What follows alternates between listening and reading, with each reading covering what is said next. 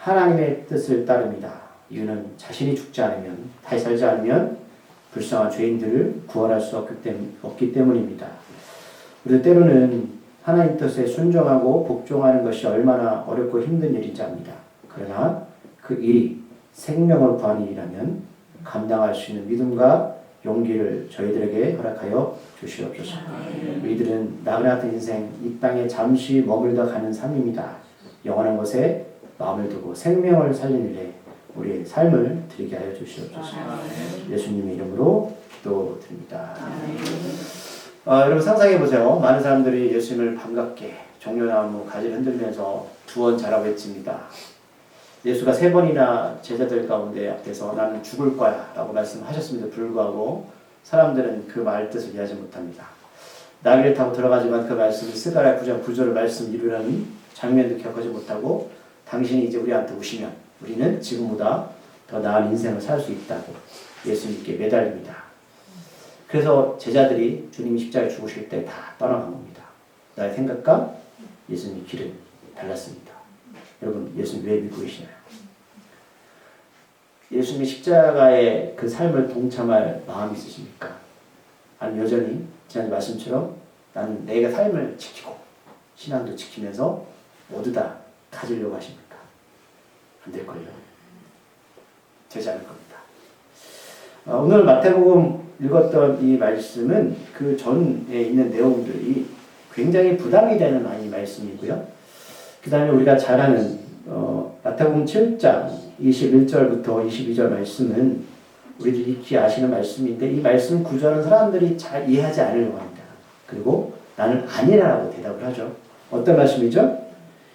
21절 보면 사람들이 예수님을 예수님이라고 부릅니다. 자, 예수님을 예수라 부르는 건 이들이 예수를 좀 안다는 거예요.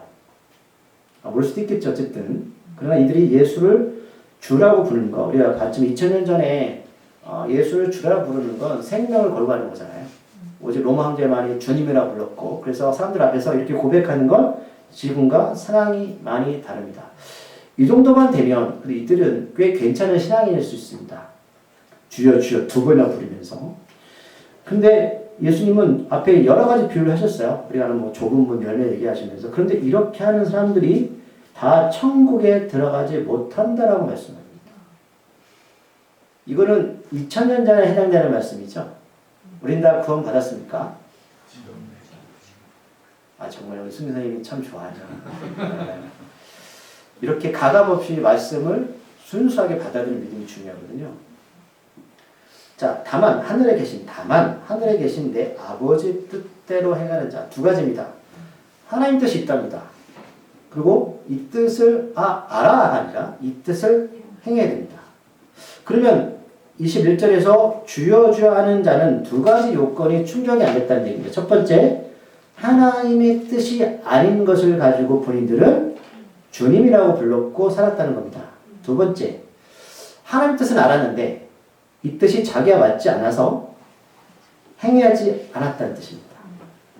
두 가지 다 할 수도 있고요. 두 가지 중에 하나만 충족될 수도 있습니다. 우리는 어디에 속할까요? 하나님 뜻을 아십니까? 하나님 뜻을 행하고 계십니까? 라는 질문을 던져있죠. 그 꽤 부담스러운 겁니다. 그러면 하나님의 뜻이 무엇입니까? 라는 질문을 우리한테 먼저 던져봐야죠. 성경 찾아보면 하나님 뜻이 굉장히 많습니다. 항상 기뻐하라, 쉬지 말고 기도, 이건 하나님 뜻이다. 기도를 많이 해야 되는 거냐? 그러면 이 모든 것들이 함축해서 가면 하나님의 뜻은 무엇일까요? 쉽게 말하면 하나님께서 예수님을 이 땅에 보내신 이유가 무엇입니까? 라고 볼 수 있습니다. 우리가 기도하는 것, 예배 드리는 것, 우리가 모여서 이렇게 찬양 부르는 모든 것들, 이걸 다 하나로 모으면 짜고 짜면 뭐가 나오는지 아십니까? 복음입니다. 하나님 예수님 이 땅에 보내신 이유가 뭐예요? 우리한테 병든 자를 고치시고 많은 기적을 베푸시고, 맞죠? 이유가 뭡니까? 구원하시기 위해서 내가 하나님이다 라는 겁니다. 그러니까 하늘에 계신 하나님께서 예수님 이 땅에 보내신 이유는 바로 그겁니다. 그러면 행하지 않았다는 것, 이들이 어쨌든 하나님의 뜻을 알면서도 그것을 생명을 가지고 생명이 무엇인지를 가지고 삶으로 살아내지 않았다는 뜻입니다. 그럼 제가 삶을 잘하고 있습니까? 그게 맞을 겁니다. 자, 그런데 그날 어떤 날일까요? 예수님이 다시 이 땅에 오실 때. 그날에 많은 사람들, 그러니까 한두 명이 아닙니다. 이 역사를 통해서 수많은 사람들, 교회 다녔던 사람들, 또는 그들이 예수를 따랐던 사람들입니다. 많은 사람들이 예수로 주님, 우리가 주의 이름으로 선지자 노릇하고 귀신을 쫓아내고 주의 이름을 많은 권능 행했습니다. 저는 주의 이름으로 목사도 합니다. 그런데 예수님은 알지 못한다 라고 말씀하십니다. 결국은 이들은 복음과 관계없는 신앙생활을 했다는 뜻입니다. 어려우세요? 자, 그러면서 오늘 비유가 나오는 겁니다. 그럼 연관이 있을까요? 없을까요? 있겠죠. 그럼 우리가 볼 때는 이 비유가 어려워 보이지만 2000년 전에 이 사람들이 이 비유를 들을 때 알아먹을 비유였습니다. 제가 그것을 설명해 드릴게요. 지금 예수님이 이들한테 너희들 심판받아 라고 말씀하는 게 아니라 너희들이 정말로 나를 주님이라고 따른다면 그 따르는 제자의 삶이 어떤 생각과 마음을 가지고 살아야 될지에 대해서 이들 위한 말씀이지 이들한테 책을 잡히거나 이들한테 위협을 가는 말씀이 절대 아니라는 사실입니다. 그리고 그것을 우리가 어떻게 받아들이고 반응하냐 하는 몫은 우리의 몫입니다. 왜? 이거는 주님의 말씀이기 때문입니다. 그래서 그날에 많은 사람들이 여러분 죄송하지만 구원받지 못할 겁니다. 제 말씀이 아니에요. 많은 사람들이 나더러 주여주하지만 다 구원받을 수 없을 것이다. 심각해지죠? 네, 좀 심각해지셔야 됩니다. 자, 그러면 오늘 말씀 볼게요. 24절 보면 그러므로 라는 말씀은 앞에 있는 것들에 대해서 그 부연 설명입니다. 그러므로 내가 너희를 알지 못해 불법을 행하는 자들아 떠나라. 그러면 그러므로라는 거예요. 그렇다면 너희들이 이 불법으로부터 너희들이 말하는 나를 따르는 이유들이 어떻게 하는 것이 정말 옳은 길이냐. 그러므로 누구든지란 말이에요. 첫 번째 이 말씀은 이거는 모든 사람한테 해당되는 말씀입니다. 예수께서 우리들한테 너는 똑똑하니 이쁘니 많이 가졌으니 라는 게 아니라 누구든지 하는 건 모든 사람들한테 해당되는 거고 모든 사람들한테 하나님께서 예수를 통해 우리한테 선택권을 부여하시는 겁니다. 그러니까 누구는 되고 누구는 안 되고 하는 내용이 절대 아닙니다. 이해하시죠? 여기 모든 이들입니다. 두 번째는 자, 이 말을 듣고 라는 말씀이 있죠. 뭘 들어야 된다? 하나님의 말씀을 들어야 됩니다.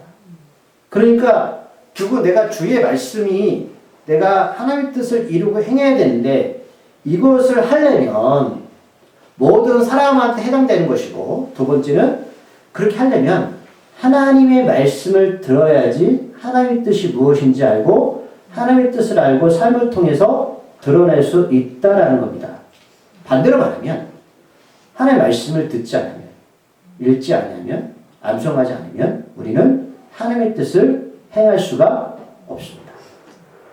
누구든지 모든 사람들. 그러면 예수님한테 그런 질문을 던질 수 있을까요? 예수님 저는 배운 게 없어서요?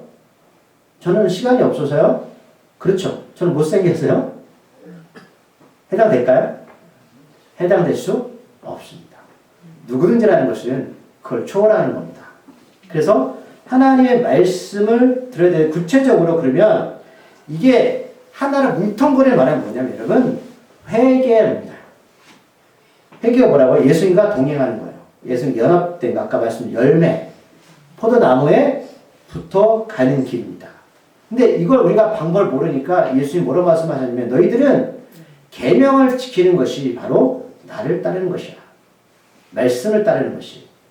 그럼 알 수 있네요. 그럼 말씀을 들으면 우리가 하나님이 우리를 통해서 어떻게 가야 될지 명확한 그 방향과 길을 우리한테 이 말씀 가운데 기록해 놓으셨다는 겁니다. 나는 길이요, 진리요, 생명이다.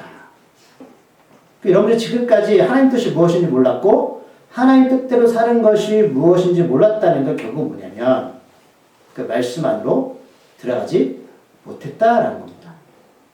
다른 방법이 있는 게 아니에요. 이 말을 들어라. 듣고 행하는 자가 되어야 되는 거예요. 행한 다음에 말씀을 듣는 게 아니라 이 말을 듣고 행해라. 그래서 이 말씀을 하시고 나서 이제 두 가지 비유에서 말씀하는 겁니다. 오늘 두 가지 비유로 비교하시면서 행해야 된다. 그러니까 이거는 어떤 행함은 말씀을 듣고 우리가 은혜를 받았다면 의지와 결단이 필요하다. 예를 들면 오늘 말씀 공부를 해야 된다. 그건 하나님의 뜻이죠. 그러면 나는 여러 가지 생각으로 그것을 거부할 수 있습니다. 그럼 하나님이 쫓아와서 너 무조건 해야 돼? 라고 하시지 않을 겁니다. 나의 의지와 결단이 동반되지 않으면 우리는 결코 그 길을 갈 수가 없습니다. 하나님 예수께 너 십자가에 죽어라고 말씀하셨지만 언제 하나님이 예수님 멱살 붙잡고 골고다 언덕까지 올라가셨습니까? 예수님 기도만 했습니다. 저는 할 수가 없습니다. 하지만 예수님이 그 길을 기도하며 가신 것은 그것이 바로 하나님의 뜻에 따른 순종이었기에 의지와 결단한 것 뿐이지 하나님은 예수를 강제로 십자가로 끌고 가지 않으셨습니다. 이걸 잘 기억하셔야 됩니다. 그래서 자, 첫 번째 모든 이들은 하나님의 말씀을 듣고 거기서 끝나는 게 아니라 그 다음으로 삶을 통해서 행하는 믿음이 결단과 의지가 필요하다. 그래서 오늘 이제 비유가 나오는데 어떤 비유인지 잘 아실 겁니다. 자, 비가 내립니다. 비가 내리는데, 자, 비가 내니까 비가 너무 많이 나서, 자, 물이 넘칩니다. 바람까지 불죠. 자, 근데 그 집에 부딪혔는데, 무너지지 않는 건 이 사람이 어떤 사람이었냐면, 반석 위에 기초를 세우고 집을 지었기 때문에 홍수가 나도 이 집이 무너지지 않았다라는 것을 예수님이 비유했습니다. 당연하죠. 요즘 당연한 얘기 하시는 거 아니에요? 자, 그런데 이런 사람을 지혜로운 사람이다라고 예수님은 비유하십니다. 이 지혜로운 사람은 말씀을 듣고 행하는 사람인데, 그러면 왜 이런 비유를 하실까? 자, 비가 내렸다. 홍수가 났다. 당연히 기초 위에 높이 세운 집은 무너지지 않겠지라고 생각하죠. 그런데 2000년째 상황을 좀 말씀드려볼게요. 자, 오늘 이 마태복음, 이 비유는 마태복음하고요, 또 어디 기록되냐면 누가복음에 기록되어 있는데, 공간복음 중에 마태와 누가복음 두 개 복음서만 기록되었습니다. 근데 누가복음은 좀 다른 게 비슷한데 누가복음은 어떻게 기록되냐면 땅을 파고 기초를 세우고 집을 짓는다라고 누가는 기록했습니다. 자, 마태는 그냥 땅에다 기초만 세우고 집을 지었다라고 말하고 누가는 땅까지 팠습니다. 다른 복음서가 아니냐? 그게 아니고 이 마태복음을 읽는 사람들은 마태는 세리였잖아요. 마태복음을 읽는 사람이 누구냐면 유대인들이었습니다. 자, 유대인들은 어디 살죠? 팔레스타인 지역이죠. 지금 전쟁하고 있죠. 아시겠지만 이 땅은 비가 그렇게 많이 내리지 않습니다. 우기와 건기가 확실합니다. 그래서 이른 비, 늦은 비 하나님이 말씀하셨거든요. 농사 지을 때, 자, 씨를 뿌릴 때 이른 비가 와야 돼. 그다음에 걷기 전에 좀 늦은 비가 와야지 농사를 잘 지을 수 있습니다. 그러니까 풍요롭지 않은 땅입니다, 사실. 이 땅은. 그래서 이 사람들이 우리처럼 뭐 사이사철 비가 오는 게 아니라 비가 오는 때가 여러분 굉장히 드뭅니다. 무슨 말씀이냐면 이 말씀을 들을 때 홍수라는 개념이 머리는 알지만 이 사람들은 무슨 생각이냐면 홍수가 과연 날까? 라는 개념을 갖고 삽니다. 그래서 여러분 그렇다면 그럼 집을 지을 때 어떻게 지을까요? 사람들은 대충 짓겠죠. 여러분 간단해요. 지진이 많이 난다 그러면 뭐 내진 설계도 하고 집을 튼튼하게 짓겠지만 이 홍수가 그렇게 많이 나지 않습니다. 그럼 뭐하러 수고하고 힘들게 땅을 파고 기초를 세워서 집을 지을까? 이게 지혜로운 사람일까? 아니면 편하게 지어 라는 게 맞을까요? 맞죠? 돈도 적게 들어가고 홍수가 언제 날지 잘 모릅니다. 그래서 유대인들은 이 집을 지을 때 어떻게 짓냐면 진흙을 이어서 짓거든요. 우리 그 애굽에서 아시잖아요. 집으로 진흙 만든 것처럼 벽돌집이 아니라. 근데 진흙이 가장 약한 게 뭐냐면 물이거든요. 그 건기가 굉장히 많습니다. 그리고 누가 보면 왜 기초를 세우냐면 이들은 헬라 철학에 있어서 유럽 가면 굉장히 집이 멋있죠. 그 문화적 차이기 때문에 마태는 유대인들에게 쓴 글이고 누가는 이방인에 쓰는 글이에요. 그래서 있는 독자도 약간 다른 것 뿐인데 여기서 본질이 뭐냐면 어떻게 신앙적인 기초를 세울 거냐, 준비를 할 거냐는 거예요. 자, 유대인들 말씀드렸지만 건기가 너무 길어서 홍수가 날까? 라는 생각을 늘 가지고 삽니다. 물론 들었겠죠. 예수가 진짜 오십니까? 예수를 믿으면 돈 받습니까? 이런 거예요. 아니 예수가 있지만 2000년 안 오셨고 뭐 굳이 언제 날지도 모르는데 내가 돈을 들여가면서 남들도 다 그냥 흙으로 집을 짓는데 내가 굳이 기초를 세우고 집을 짓는 수고를 왜 해야 돼? 라는 생각들이 많았다는 거예요. 그런데 오늘 예수의 말씀은 뭐예요? 어떤 사람은 아니야 나는 언제 홍수가 날지 모르지만 분명히 홍수는 올 수가 있어. 그래서 남들이 하지 않는 방식 수고스럽지만 기초를 세워서 반석 위에 집을 지을 거야 라고 하는 거예요. 이해하시죠? 어떤 의미로 말씀하시는지. 많은 사람들이 야 내가 뭐 주여 주 하면 구원 받는 거지 꼭 행해야 돼? 생명에 관심 있어야 돼? 나는 기독도 행했어 봤지. 예수님이 너 정말 그게 하나님 원하시는 삶일까? 그 심판하실 거야? 에이 무슨 심판이야. 그런 거 없어. 이런 사람이 있었다는 거예요. 그래서 예수님이 어떤 사람이 지혜로운 사람이냐? 수고스럽지만 하나님의 말씀을 듣고 준비하는 사람들입니다. 이거야. 예수님 정말 계십니까? 아, 모르겠어요. 맞죠? 아, 내가 뭐 예수 없이 잘 사는, 보세요. 잘 살고 있잖아요, 주변에. 맞죠? 맞습니다. 나의 이 말을 듣고 26절 행하지 아니하는 자는 자, 이 말이 뭐죠? 앞에 있는 말씀들. 너 주추를 잘 세워서 집을 쳐야 돼. 홍수가 언제 날지 모르지만 반드시 홍수가 나게 될 거야. 이 말을 듣고 행하는 자. 뭐요? 축적 가서 기초를 세우고 집을 쳐야죠. 그걸 듣고 에이 목사님 무슨 말씀하는 거야? 에이 홍수가 났어요? 2년 동안 안 났대요. 10년 안 났대요. 나는 내 방식대로 지을 거예요. 이분은 이 말을 듣는 거 안 듣는 거예요? 근데 들었어. 안 지었어. 그럴 수 있겠죠. 그 말씀이에요. 앞에서 두 가지죠. 하늘에 계신 내 아버지의 뜻이 있었지만 알았지만 행하지 않은 사람들. 뜻을 무시하는 사람들. 이겁니다. 어디에 해당되십니까? 나 이 말 듣고 행하지 아니하는 자는 그 집을 모래 위에 진 어리석은 사람 같다. 그럼 세상에서 오늘 봤을 때 어떤 사람이 지혜로운 사람, 어리석은 사람일까요? 자, 기초를 세우고 집을 든 사람이 어리석은 사람이요? 지혜로운 사람이요? 세상적으로. 어리석은 사람이죠. 말씀드렸잖아요, 여러분. 어리석은 사람이에요. 얼마 현대산업계에서 아파트 무너졌죠. 저도 아파트 현장에 있어 봤거든요. 저는 그 이유를 알아요. 그 사람은 스스로 지혜롭게 생각했을 겁니다. 설마 무너질까? 또 얼마 신한산 무너졌잖아요. 저는 그 이유도 알아요. 그 사람들은 설계도로 짓지 않았습니다. 100%입니다. 네. 아마 자재가 싼 걸 썼거나 아니면 그거를 10개를 사면 5개만 샀을 겁니다. 100%입니다. 설계도로 지으면 절대로 무너질 일이 없습니다. 자, 여러분 세상적으로 지혜로운 사람이세요? 세상적으로 어리석은 사람이세요? 자, 비가 내렸습니다. 언제 날지부터 내렸어요. 홍수가 나서 바람이 불고 그 집에 부딪히기 시작했습니다. 그런데 문제는 여러분 이거는 기회가 없습니다. 그때 늦었습니다. 무너져 내리기 시작하였습니다. 너무 간단한 스토리입니다. 왜 주님이 이런 이야기를 하시고 마지막 이 비유를 하셨을까? 정말 지혜로운 사람은 여러분 말씀대로 살아가는 사람입니다. 그 말씀하는 거예요. 말씀을 듣고 삶으로 행하는 자입니다. 말씀 하나 또 찾아볼게요. 마태복음 24장 37, 39절.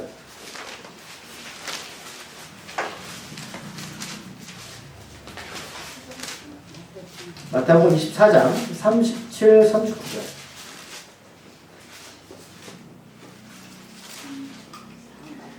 (24장) 37, 39절. 네. 신약. 제가, 신약입니다. 구약신약 말씀하는데, 마태복음 24장 30절 39절 읽어볼까요?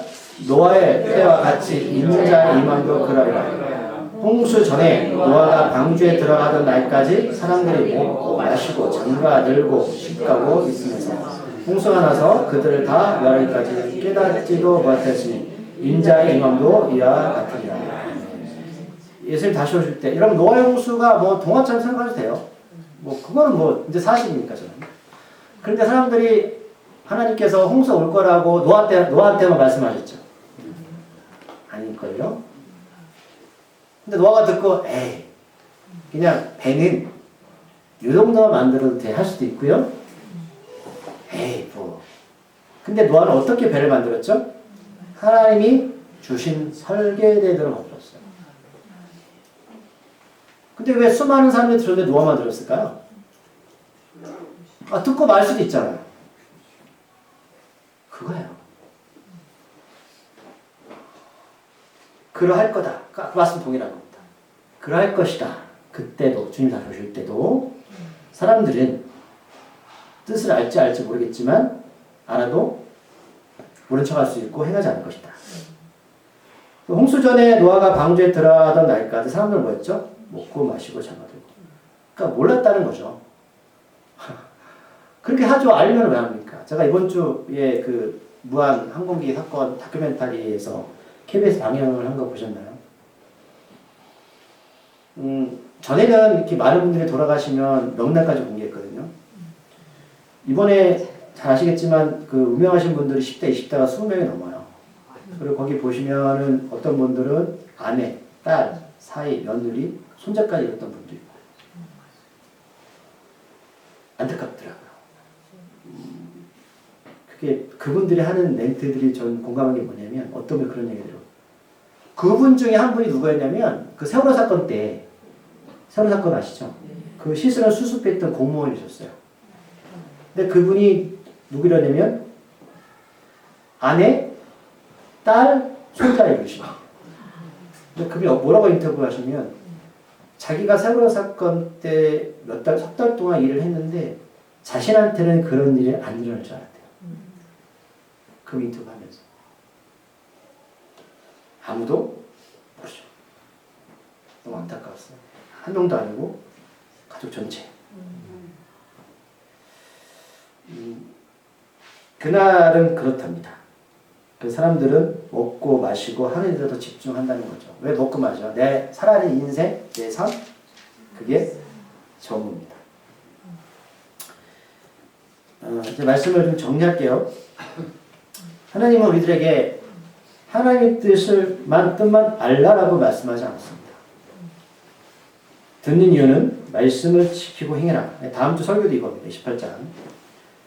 그래서 전제 조건이 마태복음 28장 다음 설교고요. 제가 몇 번 설교한 적이 있는데요. 마지막에 그 예수님이 펴보실래요? 마태복음 28장 20절. 28장 20절. 마태는 이렇게 마무리합니다. 마태복음 28장 20절 찾으셨나요? 시작. 내가 너희에게 분부한 모든 것을 가르쳐 지키라. 볼지어다 내가 세상 끝날 때까지 너희와 항상 함께 있으리라.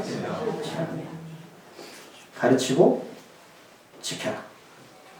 이렇게 마무리할까 마태가. 다음 주 설교 제가 할게요. 이 부분은. 그럼 한국교회가 지금 마지막 때로 말하지만 여러분 어려운 게 왜 어려울까요?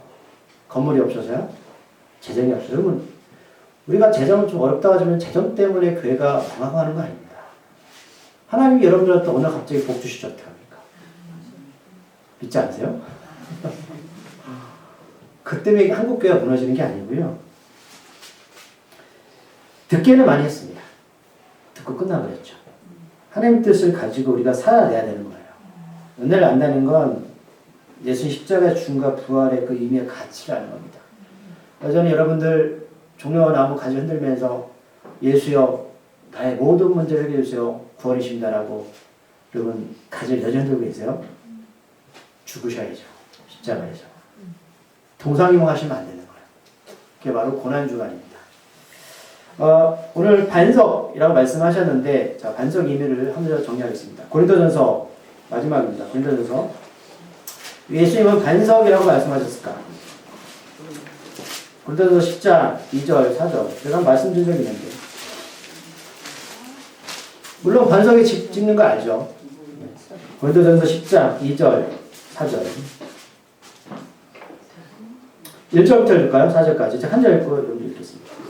형제들아, 나는 너희가 알지 못하기를 원하지 아니하노니 우리 조상들이 다 구름 아래에 있고 바다 가운데로 지나며 모세에게 속하여 다 구름과 바다에서 세례를 하고 다 같은 신령한 음식을 먹으며 다 같은 신령한 음식을 마셨으니 이는 그들에 따른 신령한 반석으로부터 마셨으니 그 반석은 곧 그리스도시라. 5절까지 읽을까요? 그러나 그들이 다수를 하나님이 기뻐하지 아니하였으므로 그들이 광야에서 멸망을 받으리라.